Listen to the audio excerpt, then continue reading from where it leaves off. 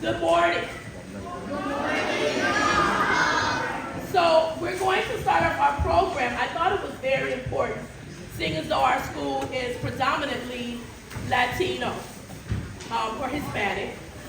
So I wanted to have, even when I was in school at Tuskegee, I knew several people that were Hispanic. So I want you to know that there are not just African Americans at HBCUs, but there are Latino or Hispanics. I'm using both terms because I know people can be sensitive about the terms. And actually white people. I wish that Mr. Albrecht was in here. He can tell you guys the story about how his counselor actually encouraged him to go to an HBCU because he could get a minority scholarship.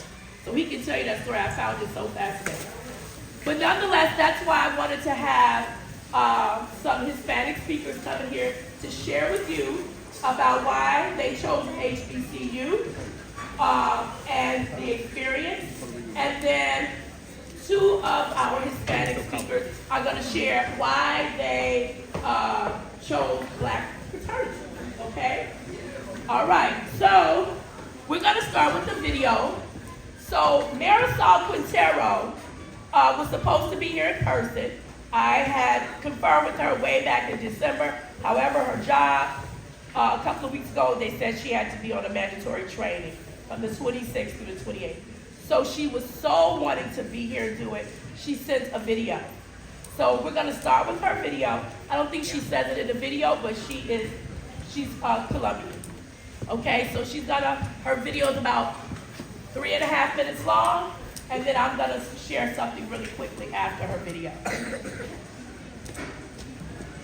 Good morning, everyone. As you can see, I'm representing Grambling State University Tigers. Hi, everybody. I'm Marisol Quintero. I am the alumni chapter president here in the tri-state area. I first want to start off by apologizing for not being able to be there in person, but I had some work duties that I could not get out of. I also really want to thank Ms. Cobb for letting me submit this video to still participate in such a great event. So I want to talk about my school, Grambling State University. It's in Grambling, Louisiana, and I want to explain to you what made me go to Grambling and how did Grambling affect me. I attended Grambling from 1988 to 1992, the best years of my life. I'm not sure if you guys heard of the show called A Different World, but that's around the same time that A Different World was starting to become super popular, right? And so the HBCU enrollments all went up because everybody wanted to go now to a HBCU. So I was fortunate enough to start school around that time. I am a Latina going to a historically Black college, so that right there was a culture shock, right? And then I went to school deep in the South, and I'm from New York City. So the food was different, the culture was different, the way environments was different. I mean, up here in New York, we're fast-paced, right? In Louisiana, it's a little bit more calm. But what I learned there was incredible. I'm walking around on a campus where everyone is a minority like me. The teachers inspired you, pushed you, made you thrive to do better because they saw a piece of you in them. So it was a great experience, the smaller settings, the friendship that you developed from people from all over the United States, right? I got friends all over. To this day, it's a friendship that you will never ever be able to get anywhere else because you're able to become a family within itself because your family ain't there. So you form this new group, this new kind of unity, right? The food was definitely different, and I love shrimp and grits now, right? All these other great things that you learned, the music. But again, the whole HBCU experience, it's one of a kind. Because the way they treat you in the HBCU, they especially prepare you for the world that you're not really ready to do, right? Because as a minority, we push and we push and we push and we push to make sure that we get to the places that other people can get sometimes a little easier than us. But we are still strong people that we can make it and we do it. It builds a friendship, not just with the school that you go to, but other HBCUs. For instance, Ms. Cobb, she went to Tuskegee. I went to Grambling, but we're still HBCU sisters. It's a community that builds an incredible bond. So for me, Grambling State University is forever dear in my heart because of the pride that it instilled in me to be a minority, the confidence that it gave me to walk straight and be proud of who I am and be proud of the education that I got. And then the community that it built around me, not just in my school, but the whole HBCU community. It's an experience that I hope that all of you guys can experience, if not at Grambling State University, at any other historically Black college or university. It is the best way to go, an education that you will never, ever, ever forget that you got, an experience that will last a lifetime. So thank you so much for letting me speak to you guys, and I hope that I made a good impression with you regarding Grambling State University. Oh, one more person wants to say bye. Yes. Good side note. Take care, y'all.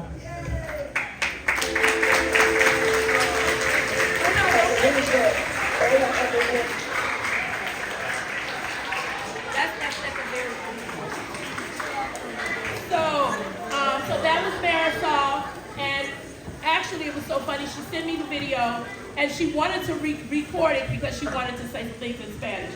But then some things came up yesterday, and she was not able to. But she was like, oh, I want to say some things in Spanish. But this video was okay.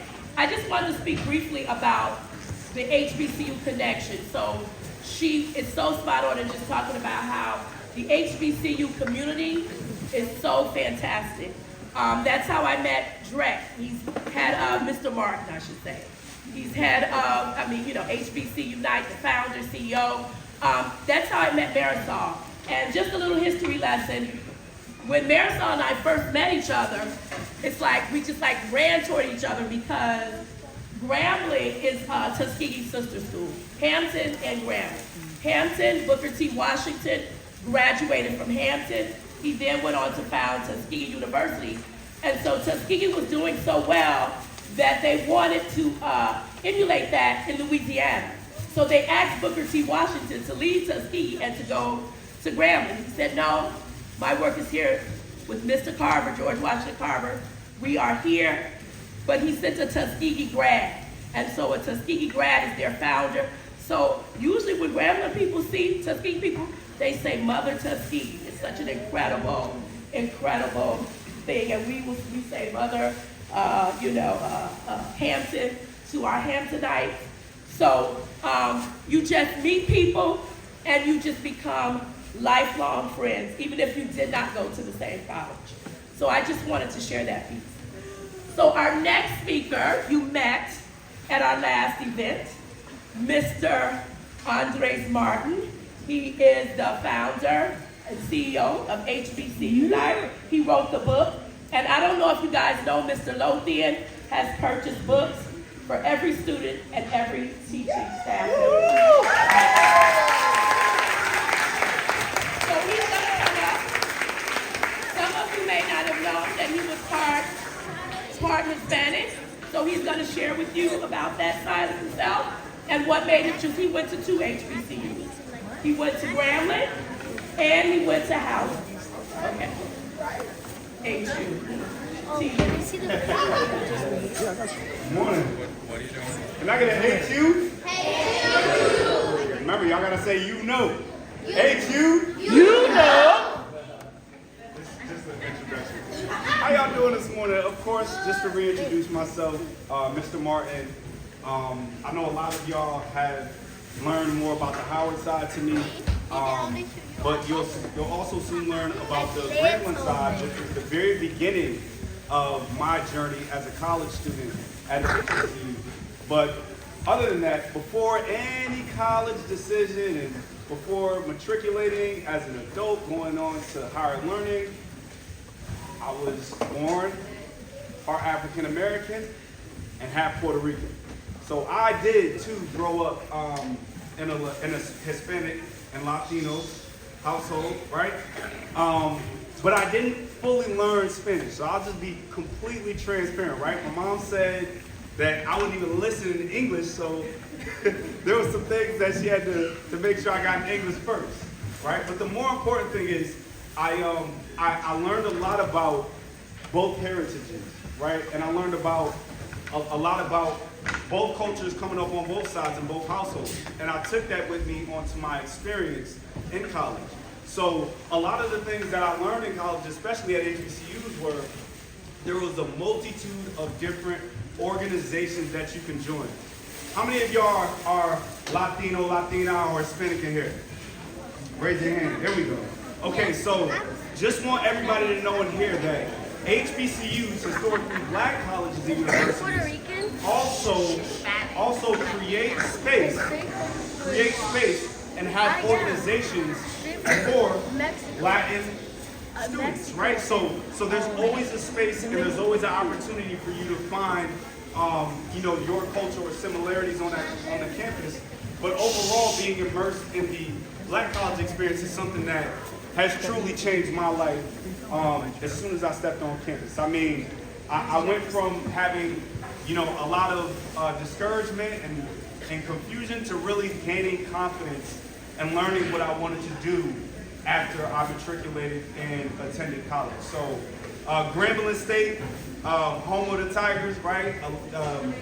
Ms. Marisol has spoken about it a little bit. Can you get on the stage? The 3K through 2 classes can hear us, but they can't see you because we're not on the stage. Is this gonna stretch? I mean, I could just put the mic down. It'll stretch, but that's as far as it goes. Okay. We don't have the cordless mics. Well, either way, I can put the mic down. Can everybody hear me? Wonderful. Okay, so again, one of the biggest things was the first time I ever stepped on a college campus, and even before that, I didn't even realize or didn't even think I could go to college when I was in high school. I was like, I don't know if this is gonna happen. I mean, I'm trying my best, but I came from a first generation opportunity, which means my mother didn't go to college, my father didn't attend college, and he wasn't around, right? So for me, I knew that I wanted to do something with my life, and I knew I wanted to go to college. I had the opportunity to get, as I got accepted into Grambling State, Texas Southern, which is another HBCU, and Prairie View A&M, which is another HBCU. And I chose Grambling State. The first time I stepped on campus, I immediately connected with some of my roommates who are still my friends and lifelong friends and have cultivated relationships that are very important and near and dear. So Grambling State has changed me, not only from a scholar lens and not only from developing and creating lifelong relationships, but it really helped translate and correlate to the work that I do today with HBCU Night. So I just wanted to say that as a Grambling alum, as a Howard alum, I truly take pride in being a part of an alum who has been and attended and graduated from a historically black college and university. And I want to say to you all that whether you are African American, whether you are whatever you are, or Latino, Latina, or Hispanic, or however you want to identify that, you can also attend an HBCU and you can also find your community at an HBCU. As you all know, we're all a melting pot anyways, right? How many of y'all in here have relatives that you're Hispanic or Latino, or you got relatives who are also black or in other cultures, right? There we go. So just know that it's the same thing. Just as you have family, right, through your bloodline at home, you will also find family at a historically black college university while making sure that you matriculate and get your education. So I encourage you all, whether it be, Howard University or Tuskegee, right? Or whatever it is. Just make sure that understanding if college is the right move for you, just know that HBCUs will always have an open door for you and will always welcome you. So I'll leave it right there. All right, so we're going to allow Mr. Martin to answer.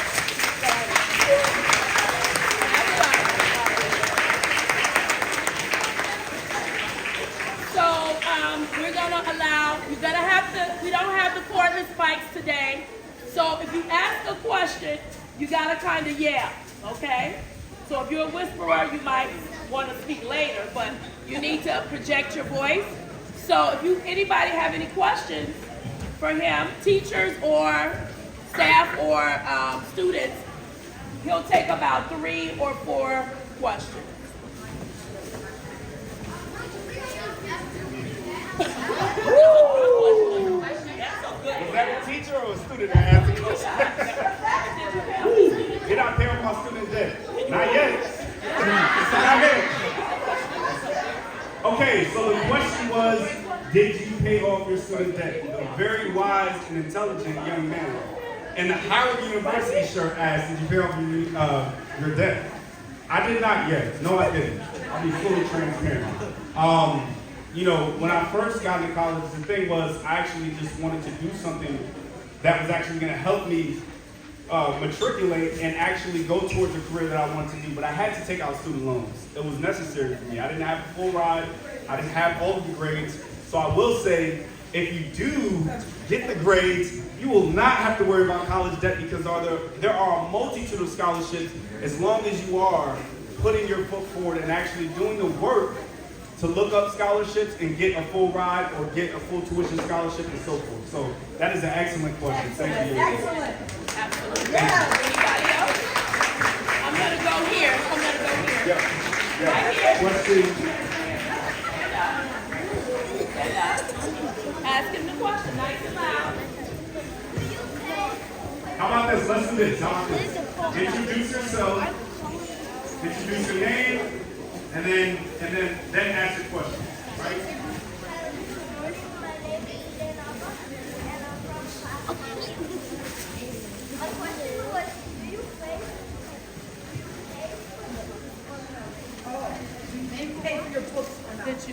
Yes. As far as like, do I pay to like produce them, or do I? Yeah, I don't make. I mean, you have to pay for material in general, right?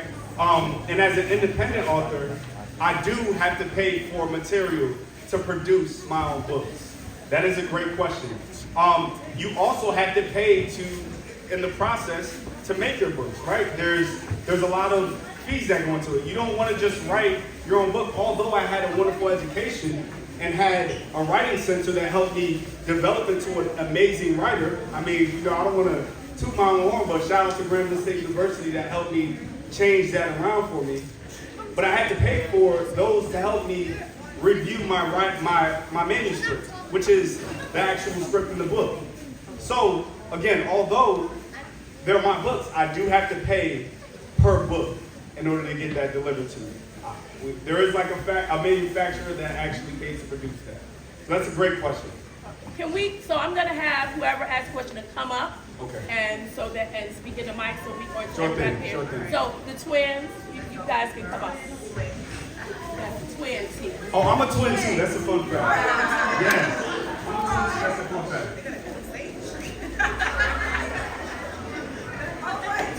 Good morning. You want to introduce both of yourselves?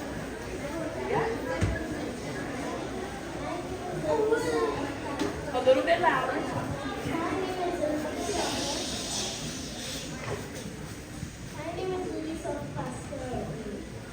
Give it to your sister.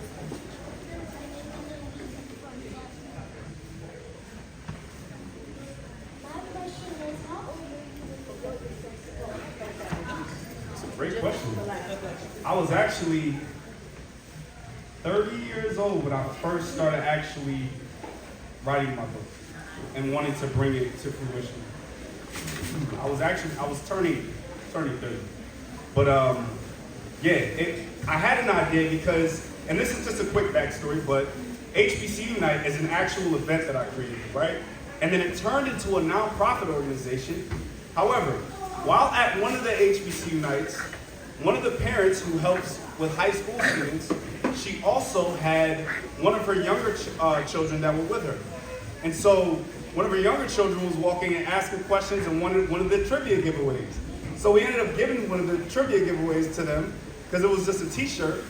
But the amazing thing in that moment was, I was like, this is so cool. I can actually turn this into a story from a family perspective and in a way to actually create awareness and education opportunity to learn about HBCU. So yeah, I was 30 years old. It was not too long, but it was a really, really long journey. But great question. Great question. Question. We're going to end with your question. You had a question. Nice and loud in the mic.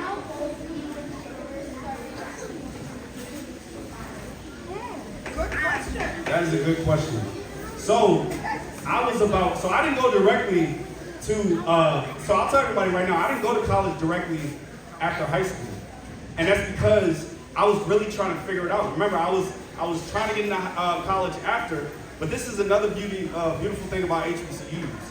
They will open up their doors to you, to even students who are actually motivated, but might not have the best grades. But to that point, I encourage you to all get good grades, because the most important question was, do you have student loans?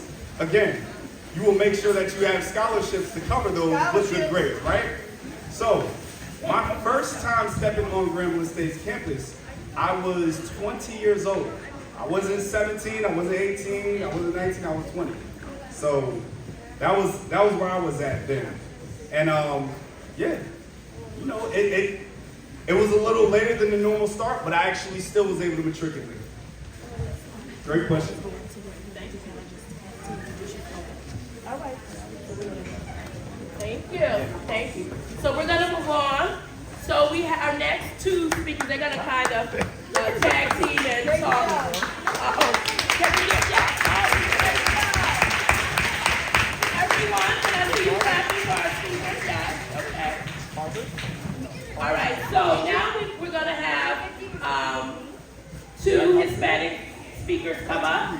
One was with us for the Greek Step Show, Mr. Kevin Matos, who is a member of Kappa Alpha Psi, and Mr. Hilbert Sanchez, who is also a member of Kappa Alpha Psi. So they're going to speak about being Hispanic, but wanting to pledge and pledging a black or a black fraternity. So we're going to have them come up and you guys go on the stage. And they're going to say a little bit of Spanish.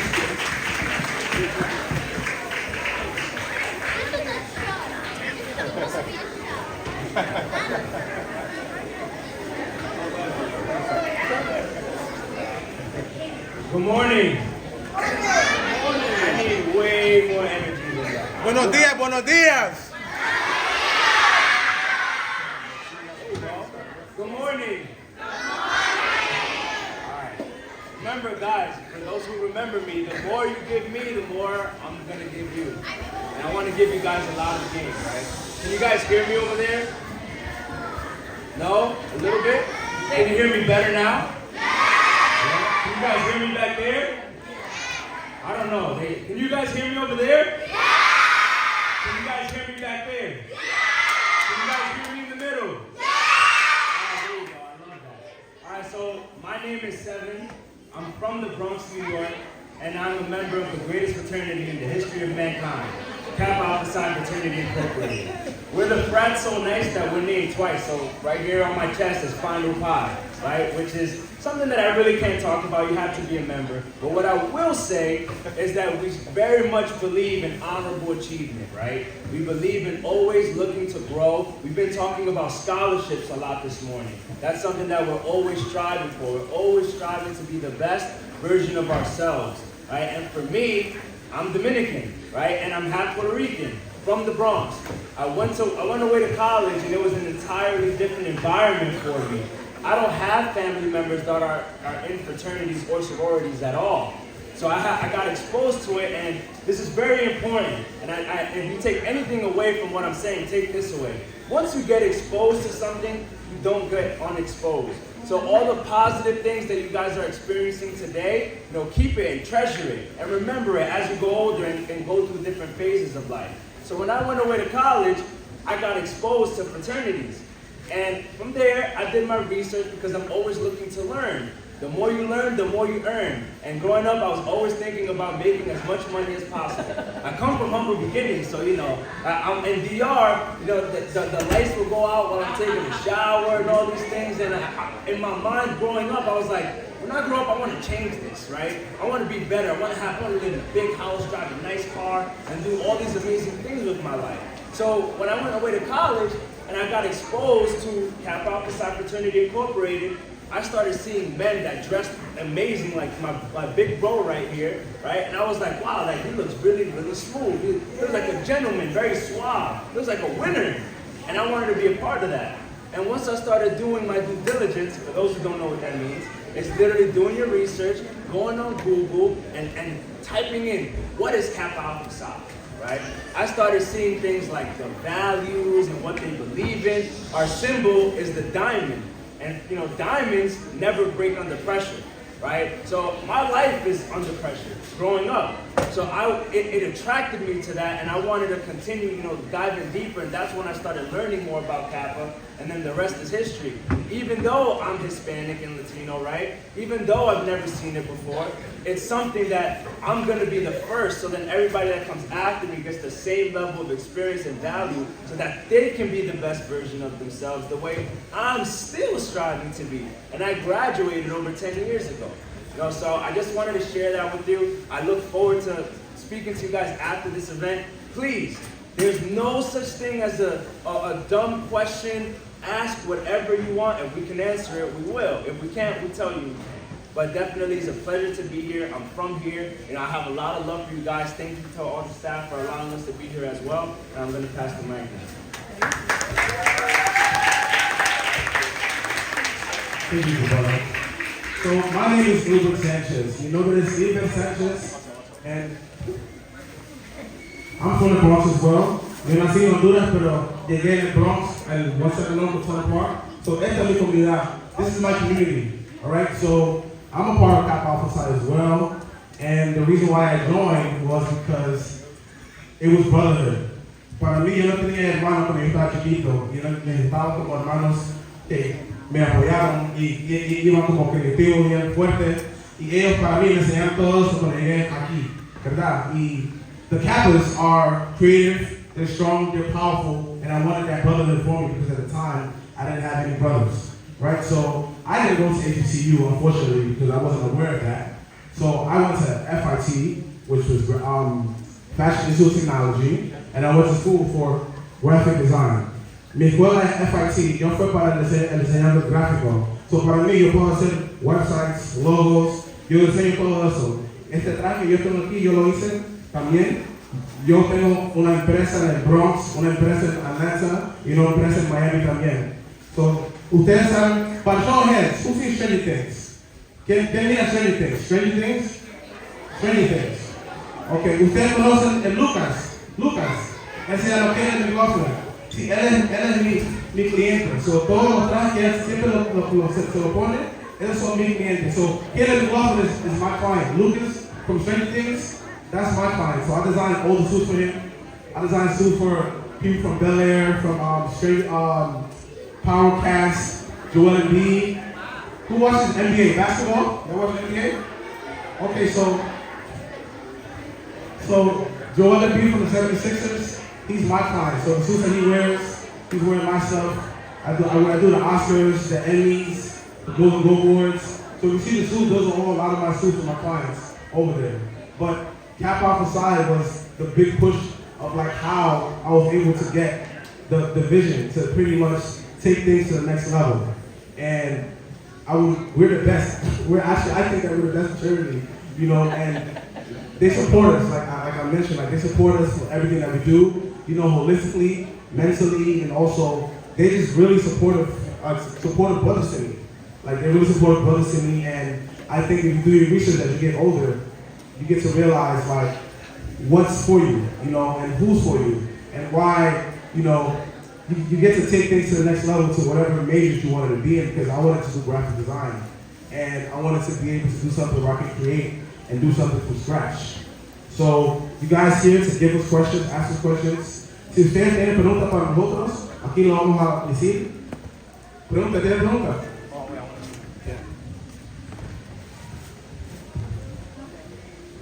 Clap once if you hear me. Let's do that again. We do better. We got this. Clap once if you hear me. Oh, one more time. All at the same time. Hold on. Clap once if you hear me. There you go. That was way better. Ok, so yo voy a hablar en español, pero me excusa porque es un poco flojo. So no se ríen tanto, ok, pero ustedes me entienden, me van a entender. So, yo soy dominicano y boricua, y mi fraternidad es más de 100 años. So, mi fraternidad lo crearon en 1911, y ustedes saben qué año estamos ahora. Estamos en 2024. So, es más de 100 años que Kappa Alpha Psi Fraternity Incorporated están ganando en la vida y están, tú sabes, haciendo lo que tienen que hacer y enseñando en generación que viene atrás de nosotros. Entonces, yo lo quería decir eso para que ustedes entiendan que, tú sabes, es un mundo más grande que tú conoces. Y nosotros queremos enseñarte eso para que cuando ustedes, tú sabes, ya tienen tiempo para ir para la universidad, ustedes ven el mundo diferente. Porque yo me quedé en Nueva York hasta yo fui para Pennsylvania y después ahí el mundo mío, que era chiquito, que yo solamente sabía Nueva York y Santo Domingo, me cambió la vida entera. Y después cuando yo, tú sabes, me interesé en Kappa Alpha Psi y después yo lo seguí, también mi vida me cambió para lo mejor. Entonces, yo lo quería decir esto para que ustedes entiendan, tú sabes, que hay mucho en esta vida, pero tú tienes que ir a buscarlo. Gracias. So we're only gonna take, give me a minute. We're only gonna take 2 questions now, but the gentleman will be around afterwards. So if anybody has any questions for time's sake, because we started about 15 minutes late. So, you have, okay, but I'm gonna take Miss Cal, okay. So, these are 2. So, I want to say, gentlemen, he's from our bilingual class, so he doesn't speak much English, so this is perfect. Okay. All right, to ask the question in Spanish.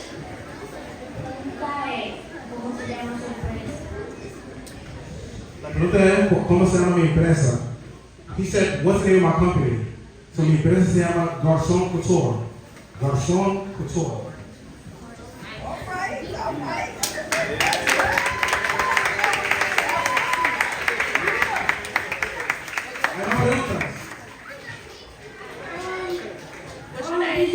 What's your name? Dana. Dana. Did you live in a Spanish house? So, ella me preguntó si yo me crecí en una casa de hispanos. Sí, so my parents are both Honduran, so I had to learn English. Even though my English is better now, I had to learn English. So, mi papá y mi mamá, los dos hablamos español y garífuna también en la casa de nosotros, porque nosotros hablamos garífuna y hablamos español en la casa. So we speak garífuna as well, which is the Afro-Caribbean and Afro-Indian of Central America. This is the last question, and again, they'll answer because we have to keep moving. If you have your question, you gotta come up on the stage. Say your name. I know you see. My name is Renee. So I have a question. How many scholarships did you get? That's the question. She said, how many scholarships did I get? Yeah. So for me, I'm gonna keep saying it because I want you guys to really relate to this. Y yo lo voy a seguir diciendo para que ustedes entiendan. Yo soy de aquí. Yo soy del Bronx. So yo no tenía mucho dinero. I didn't have a lot of money, right, growing up. And with that scholarship, it wasn't an option. Like, I had to have a scholarship. So with that, when I was in your shoes, I played sports and I studied. And that's all I did. And watch cartoons and anime and stuff, I'm gonna be honest. But I studied really, really hard. So I did get a scholarship. I didn't get a full ride, but what I did was, I was always getting good grades in college, and they would give me money.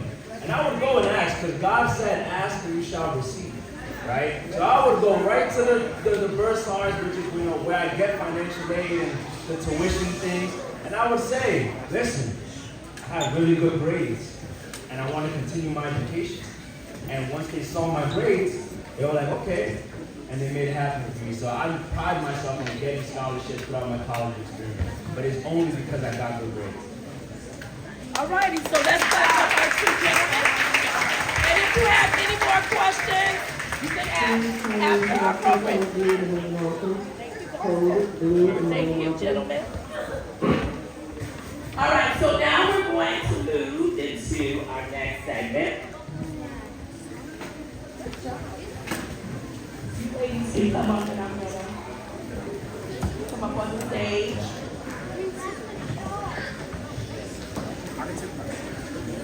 So we have Ms. Shakira Moran, who is the CEO of Sam the Agent LLC. She a financial educator.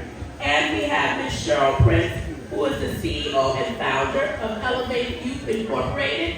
And they're just going to share about finances as it relates to college.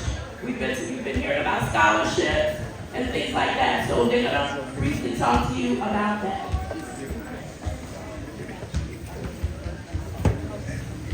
Good morning, happy Monday. My name is Cheryl Prince. I am the CEO and founder of Elevate Youth. We are an educational services agency that equips and empowers youth to reach limitless possibilities. And we have partnered with PS28 to bring our family empowerment workshop series. And basically, your parents have been coming in, meeting with our dynamic financial educator, Mr. Kira Moran, and they have been learning all about financial planning, especially as it relates to preparing for college. And we had some questions about scholarship and paying off debt and what have you. And Miss Sam, the agent, has all of those answers for you. Good morning, everyone. How's everyone doing today? So I go by the name Sam, and what I do is I teach your moms, dads, your aunts, your uncles, grandparents how to budget and save and keep a track of their finances. So since this is college week, I'm going to be teaching you guys how to prepare for college. Does anyone here know who Malcolm X is? Yeah. Okay. So one of my favorite Malcolm X quotes is, education is a passport to the future, for tomorrow belongs to those who prepare for it today. So what I do is I teach parents how to prepare for college, how to pay for college fees. There was a question in the audience about student loan debt. Does anyone know how much student loan debt has come to for people?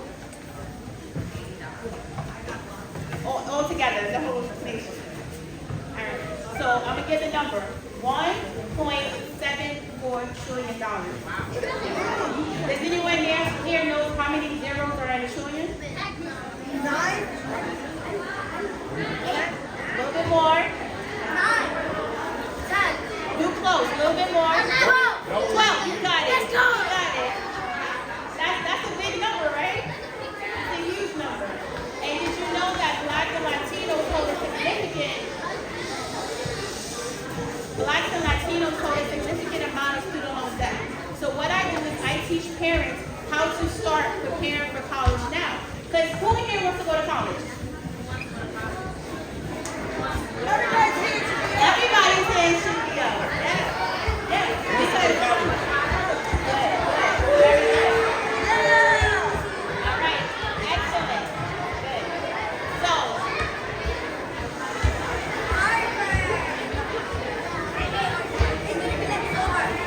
If you can't clap one time, if you can't clap 2 times, we need everyone to be quiet and listen to the rest of the presentation. Thank you so much.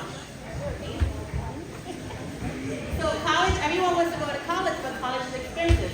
Yes, there are scholarships, there are ways to pay it, but the tool is to start early as before you this grade. So can anyone guess when you should start preparing for college, paying for college? Now. When you're a kid, exactly. You can start preparing for college. Your parents can start when you're as early as 14 days old. You start the investment account, you start the savings, you start preparing, and then once your child gets older, then you start looking at which colleges to go to, how much the college costs, how much financial aid you're going to get, and how much you're going to contribute to paying for college. Because the thing is that student loan debt, even though student loans are great because they help people who need to pay for college, I took out student loans, you took out student loans. The thing is that we don't want to be paying them back our entire life. We want to be paying them back the first 10 years, and then the rest of the time, we want to enjoy the money we make from having a higher education and making good money and being ahead of the game. So what I do is I teach parents how to start preparing for that now. So, since parents are not here, I need everyone here to do me a favor. I want you to take this home to your moms, your dads, your aunts, your uncles, your grandparents. These 3 numbers, 5, 2, 9. Can you repeat that for me? 5, 2, 9. So I teach parents how to start investing in 529 accounts. Like I said, you can start this as early as your child is 14 days old.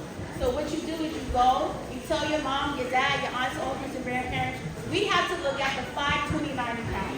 So the 529 account is this college savings plan, in which you can start putting money as low as $25 in, and it's gonna grow.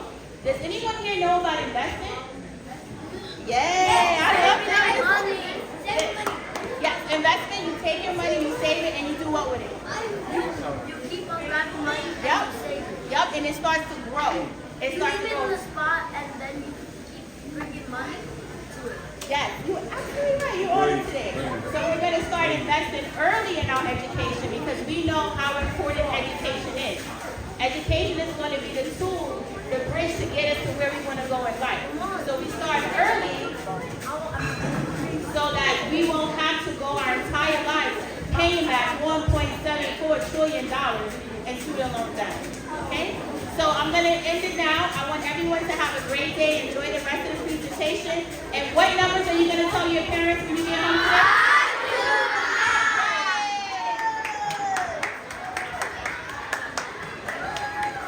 Alrighty, so I hope we learned something about financial planning in terms of college. So now we're going to have our keynote speaker, Miss Colette B. Smith, but before she comes up, we're going to play a video. Watch closely. I know this will inspire you. As a little girl, all I ever wanted to do was to play football. Got started over. Guys, I need you to settle down.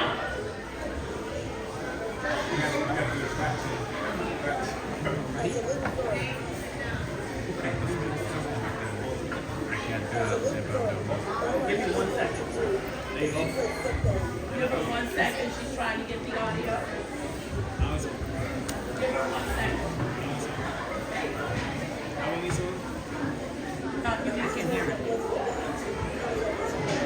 You said turn this on. but today, Can we I'm the rewind first it? Can you African rewind American it? female to have ever coached in the history of the National Football We're League. gonna restart it.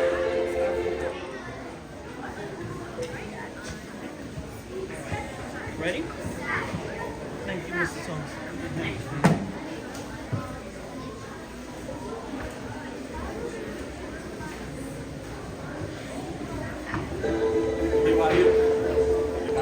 As a little girl, all I ever wanted to do was to play football.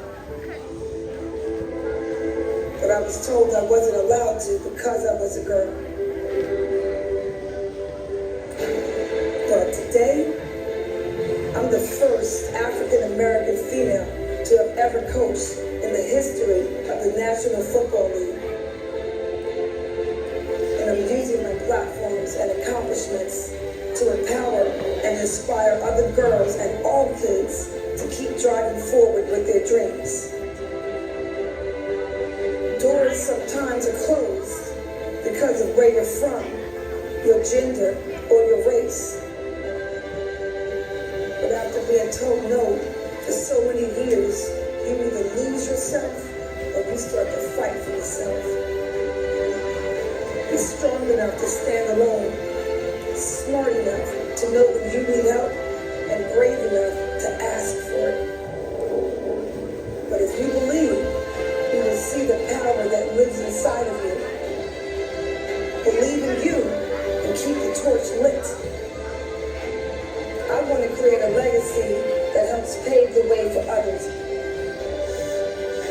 Many are called, but few are chosen. Don't wait to be chosen.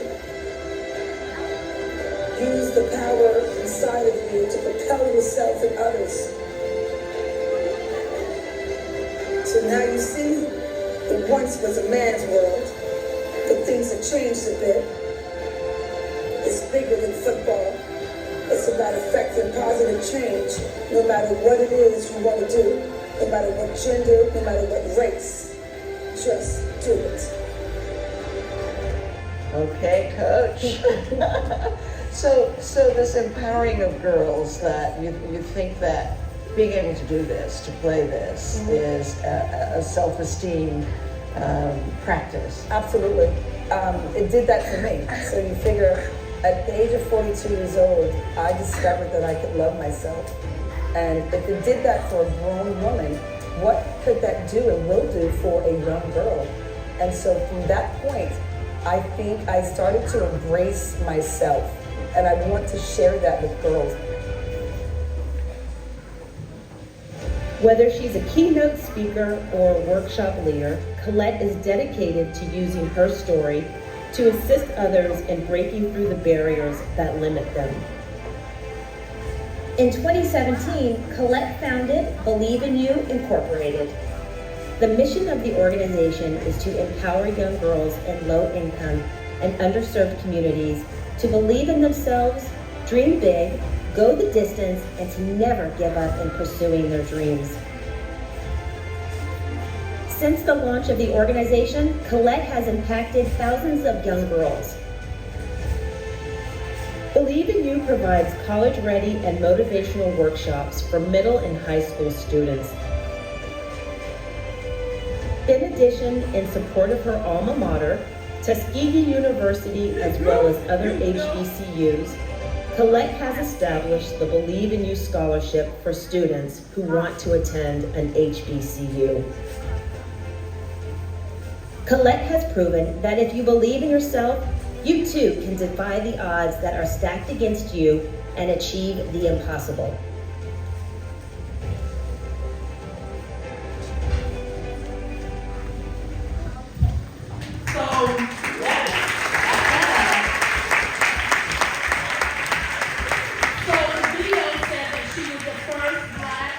Female coach in the NFL.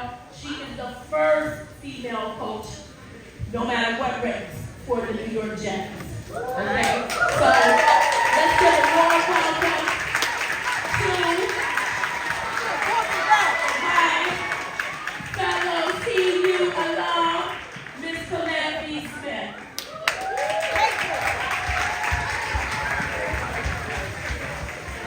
What's up? How y'all doing today? Y'all good? I love to see it. It is such an honor to be in this room with all of you young kings and queens. I want you to know that I wish I could go back in time. But is it possible to go back in time? It is not. So it is vitally important for you to understand, this is very important, to make tomorrow better today. And I'm going to say that again and explain it. Make tomorrow better today. All right? Now, how many of you have gotten a good grade on a test, an A? Right? Good. More hands should be up next time. We'll work on that. Okay? Who in here, now, hold on. Because when I'm talking, nobody talks when I'm talking. Okay? It's a word called respect. Because if you're talking, I'm going to. And if I'm talking, you're going to. Boom. Okay? So, who in here, by a show of hands, has gotten a grade that you were not proud of? Right? It happens sometimes, right? It happens sometimes. You don't do so well on a test. Now, I'm going to ask a question, and by raising your hand, I'm going to pick someone, and I want you to give me the answer. Hold up. What do you do to get a good grade on a test? My man right here, you, stand up. Everybody quiet. What's the answer to that?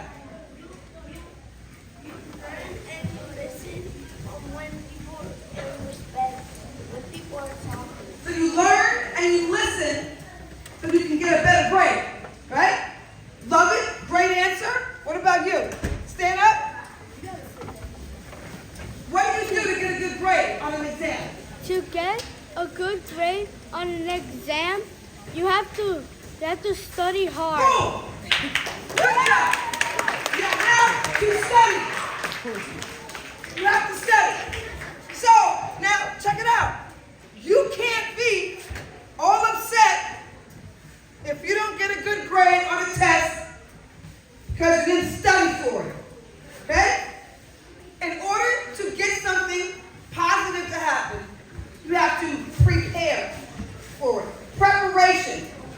Your classroom right now is vitally important to you making tomorrow better today. Now, as you saw, I played pro football. I played for a women's team, okay? I was a rookie at the age of 42 years old. Yeah, I was a little bit older, okay? Because I didn't have the opportunity to do it when I was your age. Because when I was your age, they wouldn't let me play football because I was a girl. Do you think that that is fair? No! You're right, it is not fair. So joke's on them, because I'm the first black woman to coach in the history of the National Football League. You can't stop me because I'm all the way up.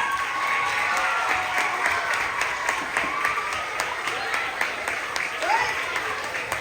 Now, pay attention, because guess what? Hold up. Because guess what else is so important? No one can stop you if you want to do something. Because you are just that important as well. But you have to show that. You have to walk in pride. You have to walk in confidence. You need to know that you are special and you are worth it. No one else can teach you that. You have to know it in here. And until I started to love myself and respect myself, things good started to happen. Now, I used to play football, but I'm a coach also, right? So don't get it twisted. I will call you out if I see you talking when I'm up here on this stage. Okay? Won't be a good look if we talked about respect. Respect is so important. Now, when I started playing football, like I said, I was 42. When I heard about a women's pro football team, I'm talking helmets. Do you mind passing me my football helmet? I'm going to pass this helmet around, my football helmet. Okay? So when I played football, this is what I had to wear. On my head, this is what I wore, my football helmet. Real football. Real uniforms. Shoulder pads. Helmets. Cleats. Jerseys. I wore number 28. I was very proud of that number. It was Curtis Martin's number anyway, just saying. I don't know if you guys know who Curtis Martin is, but I do. So I'm going to pass this football helmet around. You know what? I think that you guys might talk too much if I pass it around. You think you can pass it? I can pass it around and you won't say anything? I don't feel so confident about that. So I'm going to hold off and you'll see it after I'm done, okay? All right. So, all that being said, I decided to go out to football tryouts. Because when I was in college, high school, middle school, I wasn't allowed to play football. So I found out about these tryouts for women's pro football. And I thought to myself, I'm not going to make the team because I'm older. So I started having self-doubt. See, I was already putting myself out the game without even giving myself a fair chance, a fair shot. You need to walk into things with a winning mindset, a winning attitude. Because if you want a good grade in school, what do you do? Study. Right? It's called preparing. So now I go to these tryouts and I decided that I was going to make this team. You know why? Because I saw 45 to 50 women playing football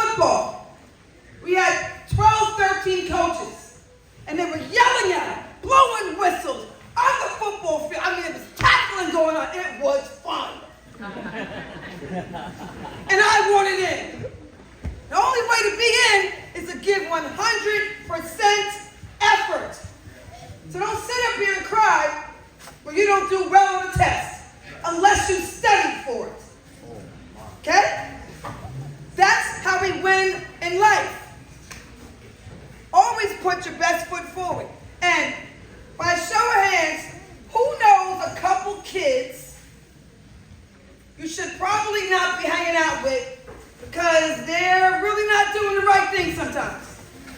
Huh? You know some kids like that, right? I believe a lot more of you guys might know some kids like that. Okay? Okay? Right. Now, okay, right.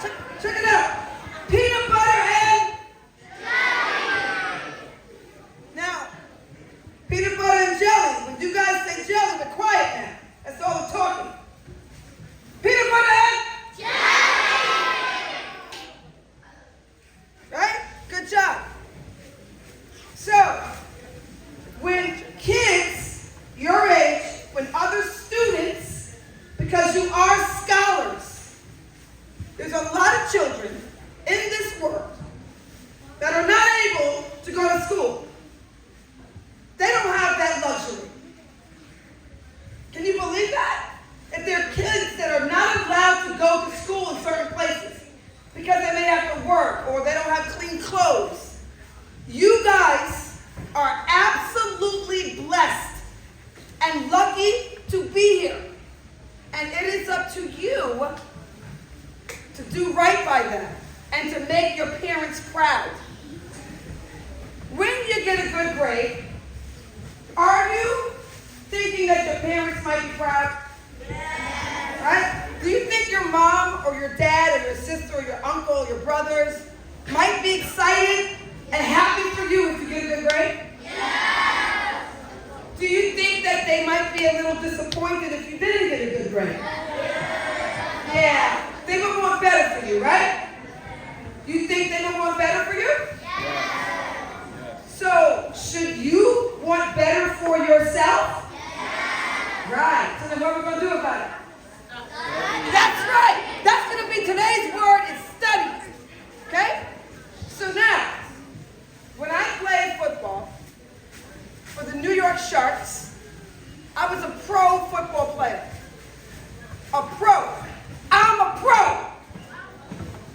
When I coached in the NFL, I was a pro. I'm a pro. Okay? Sometimes I hear you guys talking about, oh, wow, she's a pro, or he plays pro basketball, or he's a pro. He makes a lot of money, he's a pro. Guess what? You can be a pro right now. You have the power to be a pro at this very moment, right now. You be a pro at listening to your parents. You be a pro at coming to school on time. You be a pro at doing your homework when you're supposed to do it. Be a pro at that. You too can be a pro is what I'm trying to get across to you. The end of the day, the most important thing in this world outside of God is to realize that God loves you and He wants you to love yourself. That is the only way to win. Now, remember when I told you I was a little bit scared because I was older and I was scared to try out for my women's team? I was scared. But I still did it. Because when you're scared of something, the only way out is through. So instead of running from problems, we face them head on. So, for instance, peanut butter and jelly. Good job. When I was in school, I didn't like math. Math was very hard to me. That's the reason why I didn't like it. Okay? Who in here likes math? You're so lucky. Oh my gosh, you're so lucky. You like it? Good for you. Jeez. Okay, peanut butter and jelly. I didn't like math. You know why I didn't like it? Because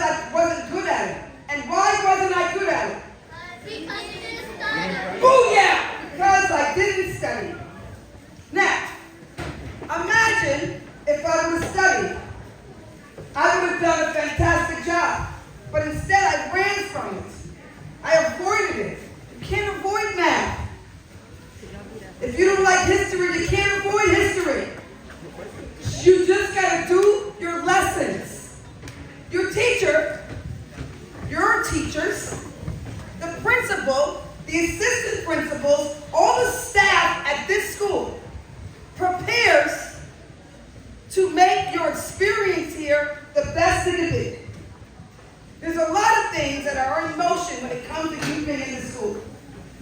There's a lot of behind-the-scenes work. Because people that play football well don't just go out there on the field and play well. They practice, and they practice. And the more you practice, in other words, the more you study, the better you get. Because nobody, and I mean nobody, practices to be a backup. No, you don't. You practice to be the best. I'm not going to go home one day and say, you know what? I don't want to get an A on my exam, so I'm only going to study a little bit, or I'm not going to study at all. We don't do that. If I'm doing my homework and I'm studying so I can get an A. I'm studying so I can get a 100, it's a 100 and a happy face on my paper from my teacher. That's what I'm doing. In other words, I'm not practicing to be a backup. I'm nobody's backup. You are nobody's backup. I'm going to leave you with something. I don't know how much time I have. Okay. There is no dishonor in losing a race. There is only dishonor if you are afraid to lose and you don't race. In other words, get in the game. You have to be in it to win it. You have to take a chance on you. And I'm going to tell you right now, I love you, or I wouldn't be here. I'm a busy woman. I love you, and I expect the best from you and for you because you matter. You are important. And please, do not ever doubt yourself. Do not ever think you're not beautiful. Do not ever think you're not handsome. Do not ever think you are not smart. Wake up every morning and you get excited for the day that you're going to create to be successful and worthy. So you can go to bed at night and go, I did that. Right? Make you feel real proud. I know I didn't like telling my dad I had a bad grade for 2 reasons. 1, I broke his heart, and 2, I got a little papa. But I didn't like it. Right? So I did better. I expect better from you. But I want you to expect better from yourself. That goes with who you associate yourself with. If you have people that are telling you, don't worry about studying, study later. Those are not your friends. Make right choices. If anybody is telling you to do something that you know in your heart and in your mind that you shouldn't be doing, they're not really your friends. And you should kindly say, you know what, I have to study. And you are supposed to turn all your shoulds into musts. You ever heard about that? I should be studying. Do it later. I should be eating right. Maybe some other time. This donut looks good. Right? I should listen to my parents. Turn all your shoulds into I must do my homework. You heard me, and I said it just like that because I'm passionate, and like I said, I care about you. I want you to care about yourself. I must do better in school. I must be respectful to myself, and I must be respectful to others. I love you very much. We're going to take some questions. If you have any questions, I'd love to hear it. And we've got some footballs here. I've got some footballs to give away. If you have a question and present yourself. Now, here's what we're going to do. Because, peanut butter and jelly. Okay? Good job. Here's what we're going to do.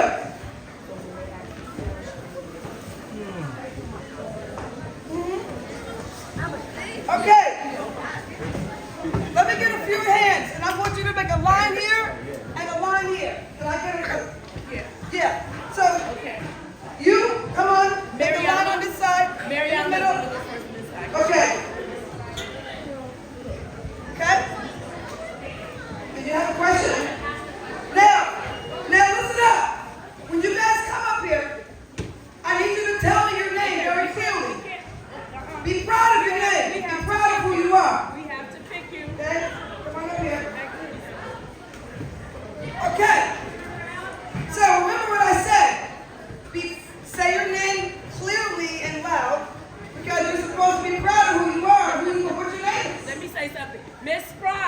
is going around and she's sending people. We don't want everybody just coming up. Okay, so everybody can come up. Let her choose a few people. Okay, so she can start. Okay, here you go. Hey, peanut butter and Daddy! My name is Mariana, and my question is, when they told you that you couldn't play football, how did you react to when they told you couldn't play? That's a fantastic question, right? Here you go, this is for you. So I was very sad. I was extremely sad, my feelings were hurt, and I also felt a little bit embarrassed. But after I got over that feeling, that emotion, I told the kids I'm going to play anyway. And so I did. I played anyway, nonetheless. I walked through my fear. It's a great question. I was sad though, but I got happy. And then I started scoring touchdowns, and then they wanted me to play all the time. Nice to meet you. Okay, somebody from over. Can we send that side? Watch your step. Okay, come on, let's go. And you're going to tell me your name, loud and proud. My name is Alina, and my question is, how did you reacted when you got in? When I reacted when I got in to be a coach or a football player? A coach. A coach. I cried like a little baby. I cried, and I was so happy. So the head coach of the New York Jets called my house one day, and hey, peanut butter and listen up. So the head coach of the New York Jets called me. His name is Coach Todd Bowles, and he asked me to be a coach for him.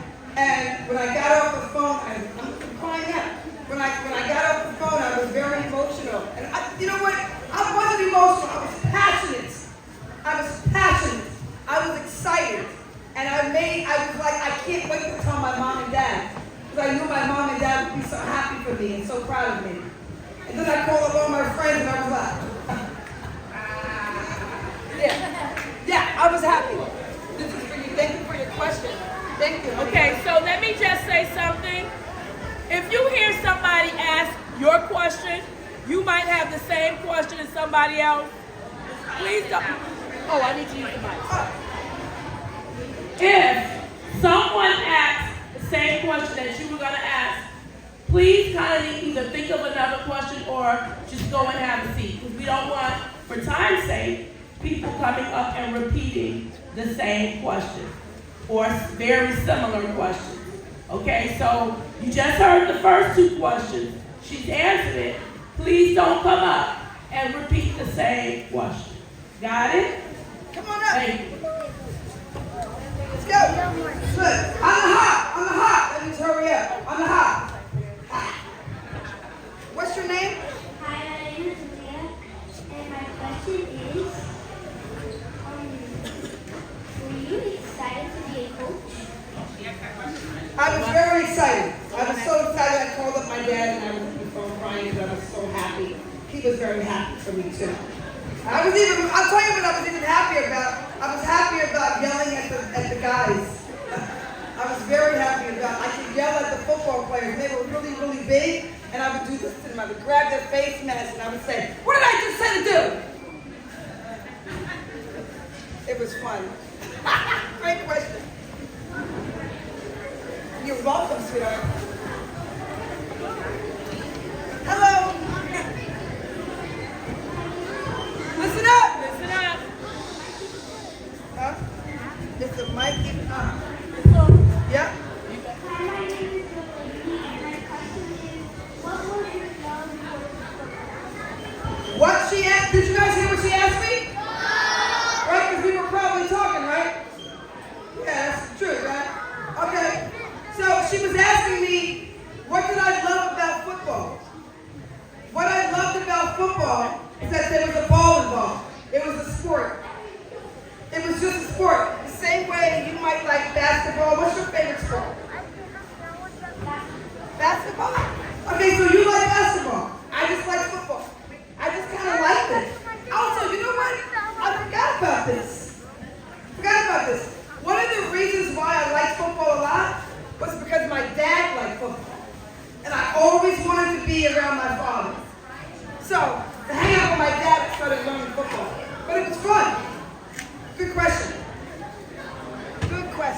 Thank you.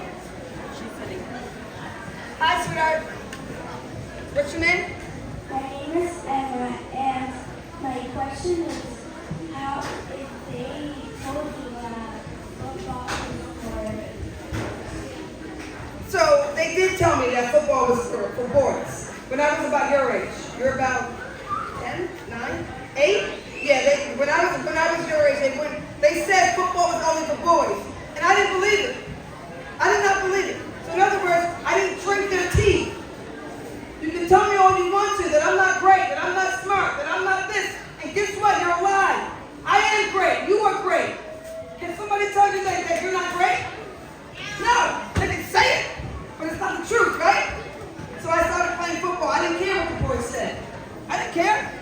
Great question. Did you ask the question before? Did you? So we're gonna let some other people. You asked the question. What's up, young man? If you asked the question before, okay, I didn't say, but What's your name? this side next. How was it to be on the news? Like on television? Fine. I was in a lot of newspapers and news stories and TV shows and stuff, but I think the first time it was exciting. Now I'm like, oh, where do I have to go? Okay, fine. But in the beginning it was exciting because all my friends would call me and say, we just saw you on television. And I was like, oh, cool, man, yeah. So it was kind of fun. It is fun. Can I give you a football? Thank you, sir. Over here.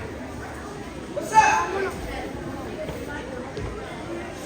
How you doing? You good? What's your name?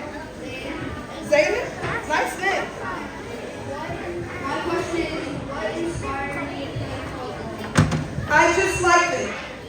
There really was no inspiration. You know how you just like something? I just happened to like football. And I just took it further. And I went with it. So what's your favorite sport? Football? Why do you like football?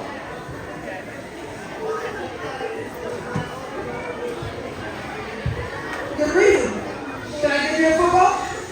You gonna give that? One more, just one more, one more. We're gonna give footballs to the people who are online, but we have to end it. What's your name? Okay. Abua. I like that name. My question is, how do you Hold up. Wait a minute. Hold up. Wait a minute. I can't hear anything. Peanut butter and? Respect. My question is, how do you become a footballer and how do you love it? I became a footballer at the age of 42, and I just tried out for a women's team. I was scared, but I tried out for the team anyway. So I signed up, I found out, I went on the internet. I happened to see some tryouts, and I said, I'm going. And I just went. For it. Yeah. Thank you. So we're gonna end there, but the people who are online that Miss Bride showed, we're gonna give a football to. We're gonna start wrapping up. Stay right here. This side will go next. And then Colette will be around for the younger grades to come in and take a picture. So we're gonna have you in a minute start clearing out.